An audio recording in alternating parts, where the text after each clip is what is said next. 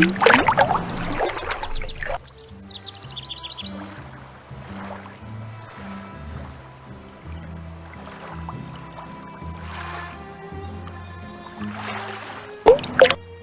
caught one! Looks like 19 inches to me. I should get this fish to Mr. Phelps before the smell gets any worse. Let's see what you got in there. How about that? You did it. Here, let me take it from you. Please do. I think it's starting to get a little ripe. Just rest yourself a minute while I get those raffle tickets. There you go. 10 dozen tickets to the annual Orphans Benefit.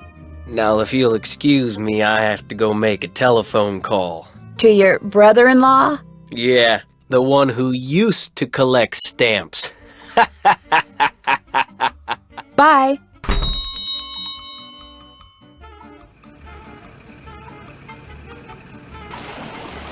I've only got half a tank of gas left.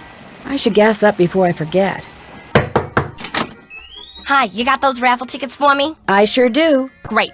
And here are Mrs. Sheldon's bridge cards. One of the gals spilled Moxie all over them, but I cleaned them up real good, so let's not tell Mrs. Sheldon, okay? Okay. Thanks for your help, Miss Jakowski. Thanks for your help. Bye now.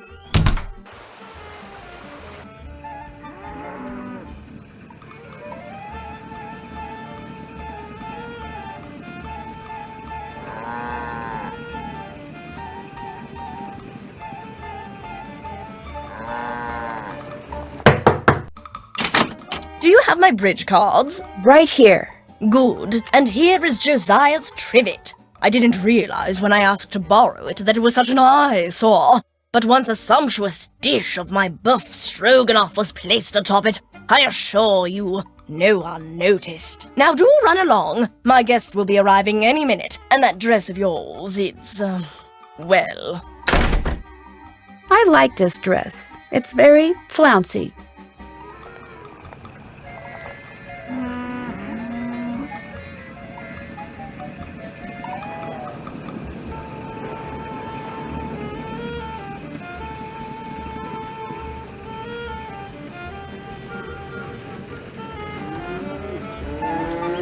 Hello, Mr. Waddell. Are you done making that blank? Have you got my fee? Right here. Good. Here's the blank I cut for you. Enjoy!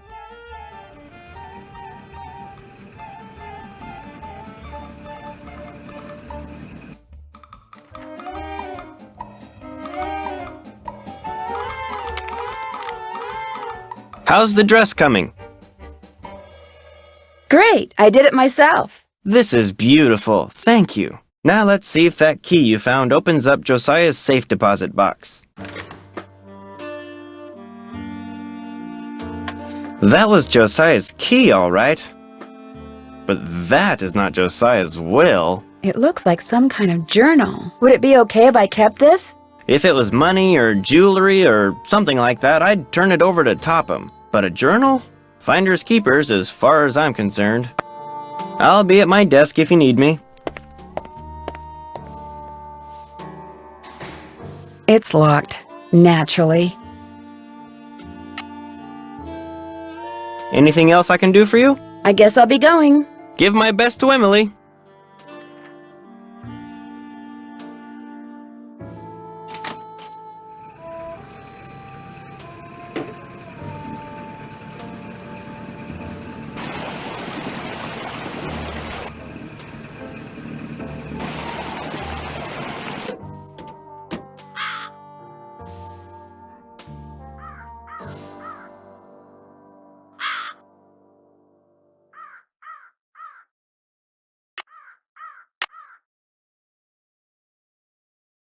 Check. That's done. That's done. That's done. That's done. I haven't done that yet. I'm finished with that. That's done. Check. Check.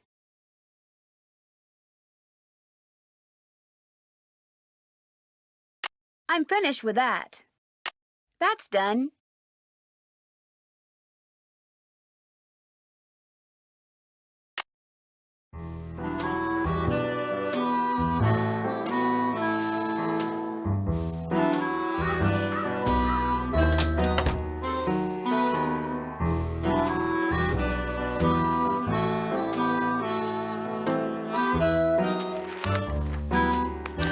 seen these symbols before.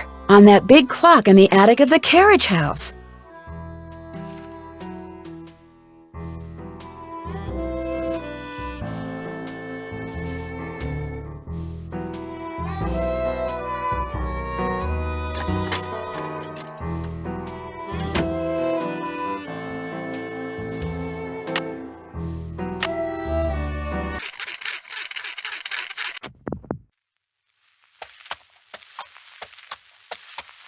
I'll never forget the night it all began, that dark, stormy, fateful night when I decided the time had come to rid the world of the creature.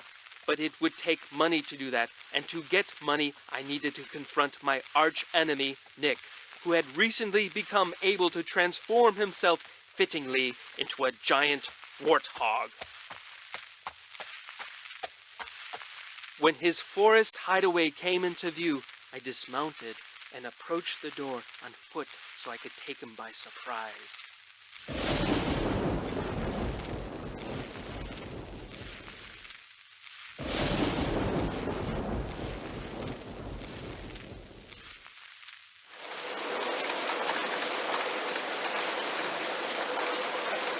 My fear that he would hear me proved groundless, for a terrible storm began to rage, washing away the sound of my footsteps.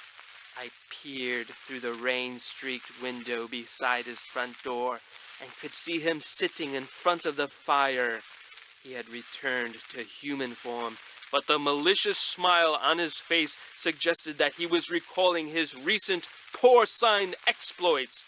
Seeing that the door was unlocked, I hurled it open and marched across the room toward him. "Step away from that bottle of warthog potion," I commanded, "and give me the 20 gold coins you stole from my poor servant." "I'm not going to give you a thing, save, perhaps, a taste of my sword." And with that, he drew his sword. In an instant, I had drawn mine, and so commenced the fiercest sword fight the world had ever known. The storm raging outside paled in comparison to our battle. To my surprise, Nick's experiences as a lower life form seemed to have improved his skill as a swordsman. I feinted, I parried, and yet victory eluded me.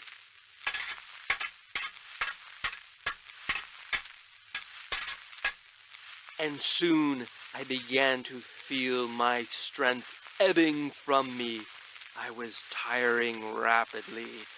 Summoning every ounce of what little energy remained in my body, I lunged at him one last desperate time. Ouch! Why, you wounded me! I had managed to wound him on his right arm, just above the elbow. Curse you!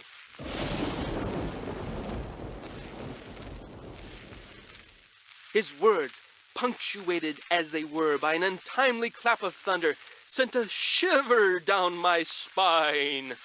"Save your breath," I intoned, "and give me those gold coins." "Here, take your precious coins."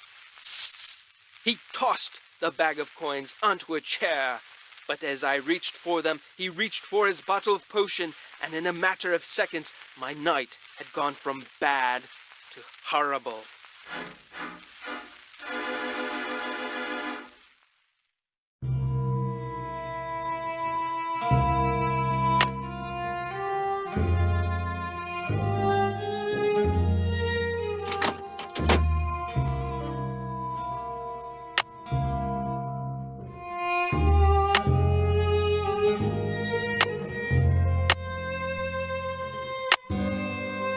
That symbol in the middle reminds me of the one on that trivet that used to belong to Josiah.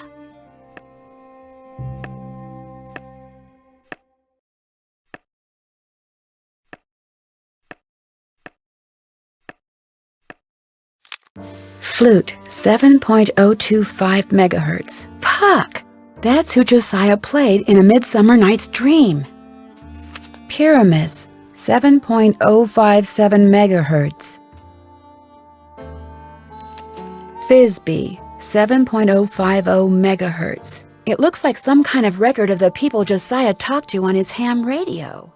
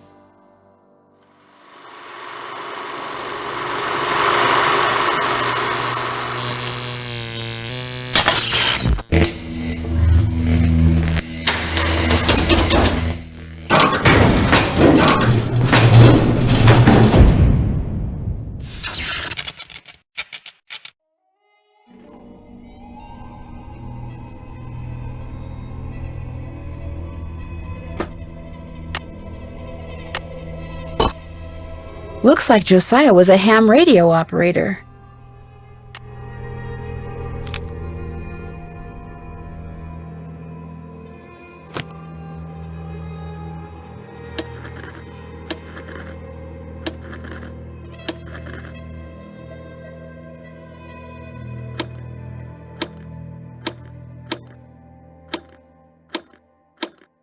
Is anyone out there? Hello? Can anyone hear me? This is Flute, but you sure don't sound like Puck, so explain yourself. My name's Nancy Drew. So where's Puck? Well, I'm pretty sure Puck's real name was Josiah Crowley, and I hate to say it, but he passed away earlier this year. Ah, that's a shame. Heck, I never got to give him his sentence. His sentence? Well, see, a while back, Puck dictated a sentence to me and told me that if and when he recited a certain passage from Shakespeare, I was to respond with that sentence. Weird fellow, that Puck. Could you tell me the sentence? Oh, no, Puck made me promise. I can only say the sentence after I hear the passage from Shakespeare. Is the passage from one of his sonnets? Darned if I know. What if I figured out the passage? Would you tell me the sentence then? I suppose I could do that, yes. Did you know Puck very well? I felt like I did. Met him over the radio a couple of years ago. What a character. What'd you say his real name was? Josiah Crowley. Strange. I never heard of him. Why is that strange? He led me to believe he was this big cheese out in Hollywood. You know, some famous producer, director or something. Said he owned his own studio. He didn't own a studio, and he certainly didn't live in Hollywood. I'll be darned. So he was just lying to me. Well, that's all right. I may have told him a fib or three over the years myself. Like the time I told him I was a scratch golfer. I don't even know what that means. In any case, you tell me the passage, I'll tell you the sentence. Until then, over and out.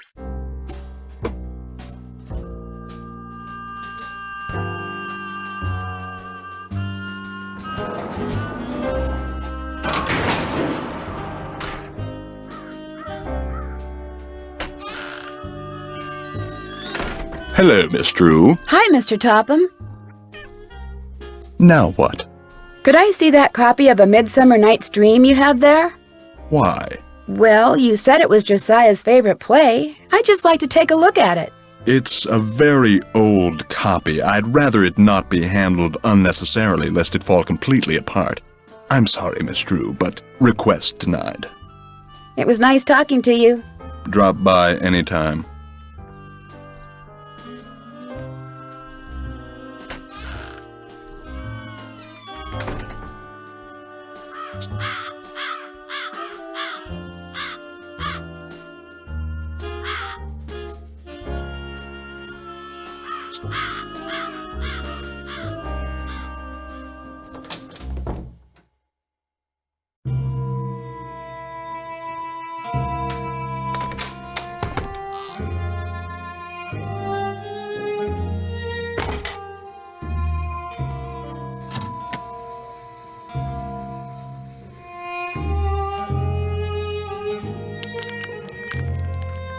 What was that?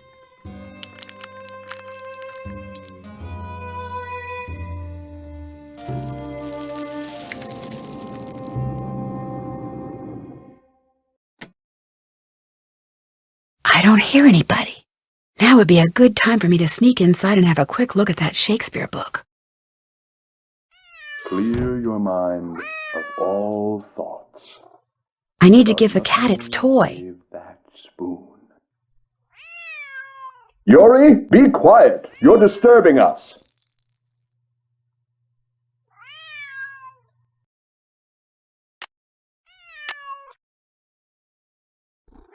Mr. Topham? Yes, Mrs. Deckman?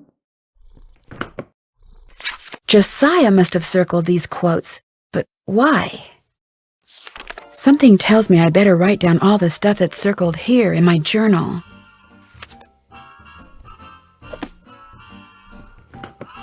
Is it okay if I blink? Yes, it's okay if you blink. Just focus. Phew! Meet with Jay Archer at 9:30 a.m. about money. That's today. Should I concentrate on the cottage or the bed? Either one, Mrs. I can't go out the front door. He'll hear me. Mr. Topham, Yes, Mrs. Deckman? am I trying to push it or push? Push it. You're trying to push it.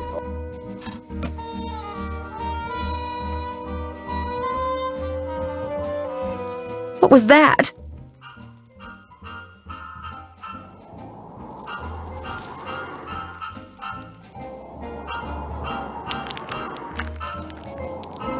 Guess I better not leave the lights on.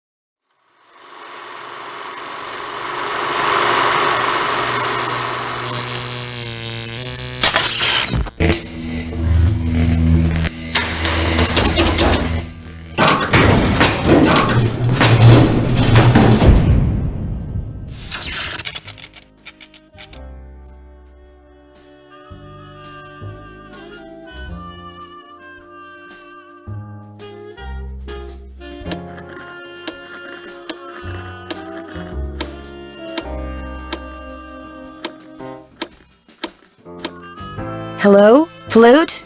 Are you there? Flute here. That you, Nancy Drew? Yes, it's me, and I think I know the Shakespeare passage that Puck wanted you to listen for. Let's hear it. Shall we their fond pageant see? Lord, what fools these mortals be! That's it. Here, let me check my logbook for the response. Now I'm supposed to say, leave by road when the owner is in, because then there will be thieves about. Lead by road when the owner is in, because then there will be thieves about? Those were Puck's exact words. Well, hope I've been of some help. Over and out.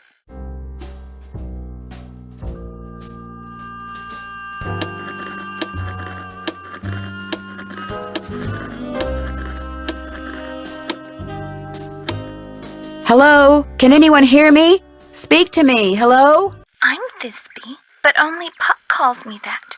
Who's this? My name's Nancy Drew. I'm afraid I have some bad news about Puck. Oh dear, they closed the play he was starring in, didn't they?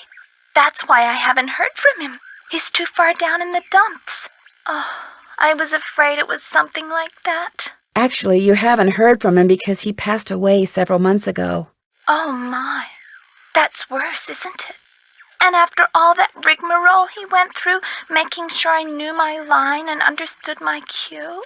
Your cue? Yes, you see, Puck, or whatever his real name is, or was, Puck wanted to share his love of acting with me. So he gave me a line to say, a very curious line I might add, and told me to repeat it only after I heard my cue. A passage written by Mr. William Shakespeare. So if I cue you with a passage, you'll respond with the line he gave you to say? Immediately. I know it by heart, you see. Here goes. If we shadows have offended, think but this and all is mended, that you have but slumbered here while these visions did appear. The authorities are alert for bad water, so do not go this way. The authorities are alert for bad water, so do not go this way. That's what I was to say, although my delivery was much better when Puck was coaching me. And now, as Puck was fond of saying, I bid you adieu. Over and out.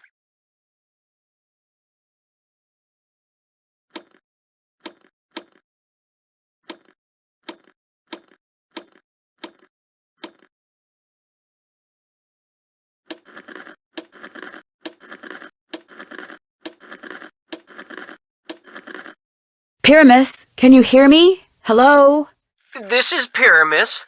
Who are you? My name's Nancy Drew. Does somebody named Puck usually call you on this frequency? Somebody named Puck used to. Apparently he found something better to do.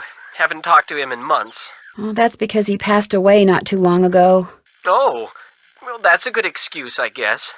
How'd you know he called me Pyramus? I'm a friend of his. I found your name and radio frequency in his journal. So why are you talking to me? Did Puck, ever ask you to tell him something whenever he read a certain passage from Shakespeare? Whenever he rattled off this Shakespeare quote, I was supposed to rattle off this stupid saying he gave me. How did you know about that? Long story. But if I were to rattle off the quote, there's no reason why you can't tell me the stupid saying, right? Well, come to think of it, he never said the quote had to come from him, so, yeah, I guess I could tell you.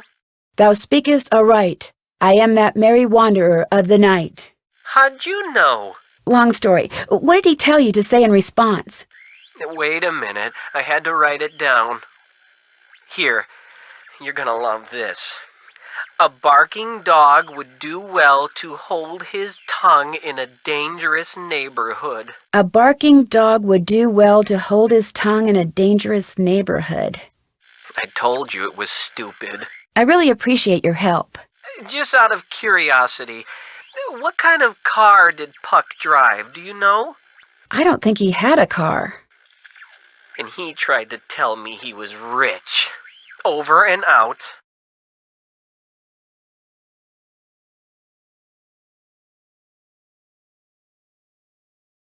Flute is a character in A Midsummer Night's Dream.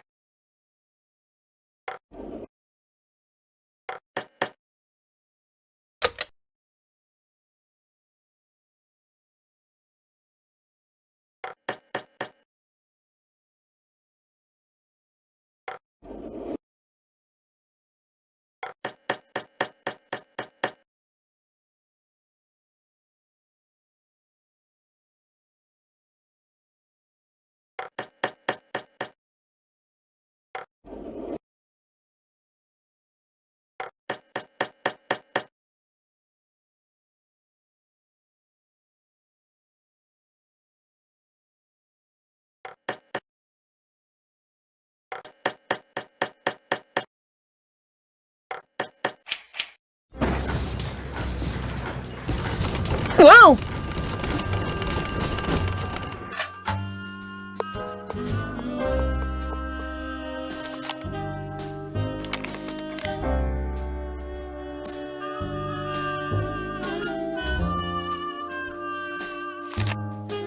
A golf ball, no doubt meant to be used on that golf course of Josiah's.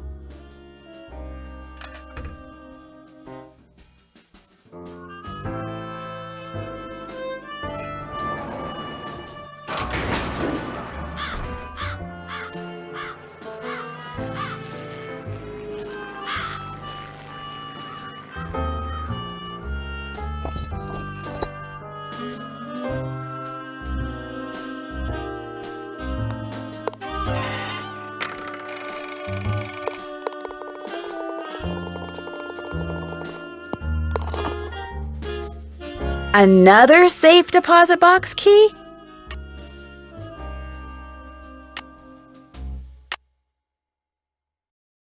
I'm finished with that.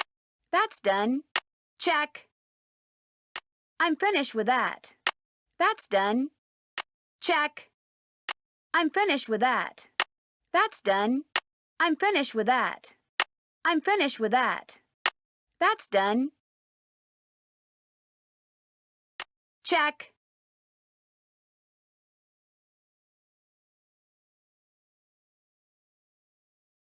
I'm finished with that.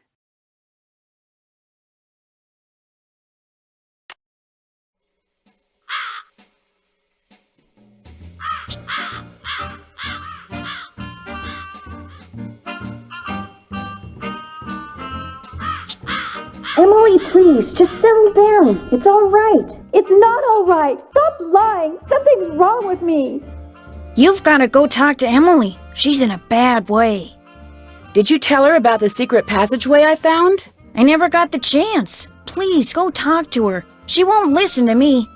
I'm no help at all.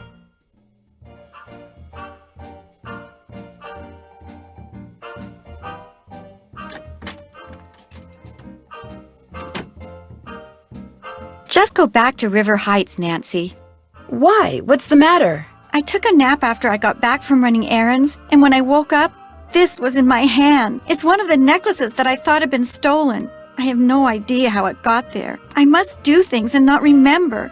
All this responsibility on top of losing Mom. I can't cope with it. I'm having what Jean call it, a nervous breakdown. No, you're not. I don't want to talk anymore. Go home. You're just making things worse.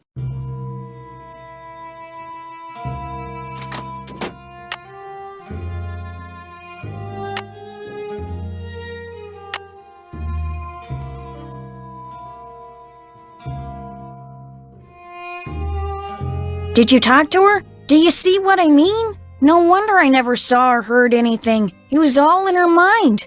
I'm not so sure, Miss Willoughby. What's more, I think I've found something that'll solve all her problems. I'll talk to you later.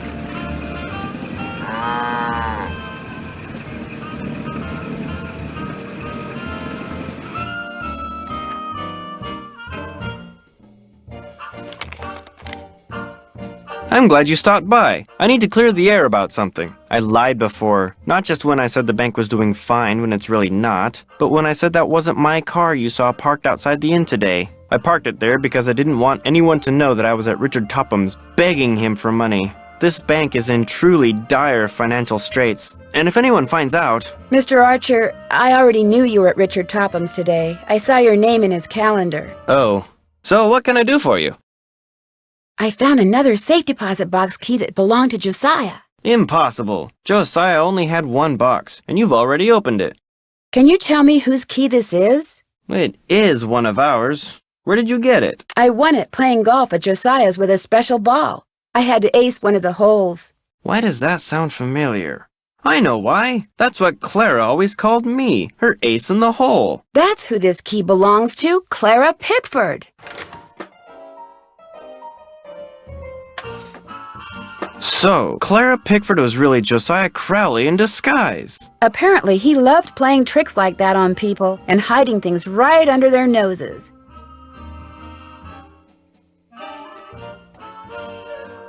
I wonder what this is. Gloria Dowd, now Crandall, and Jane Willoughby, circa 1912. Jane Willoughby? That doesn't look the least bit like Jane Willoughby. No, it certainly doesn't. I'd better get back to the Lilac Inn and have a talk with her right now.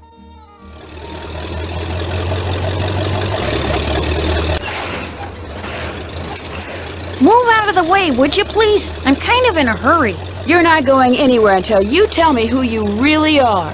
What are you talking about? I just saw a picture of Jane Willoughby, the real Jane Willoughby. It's been swell knowing you, sister.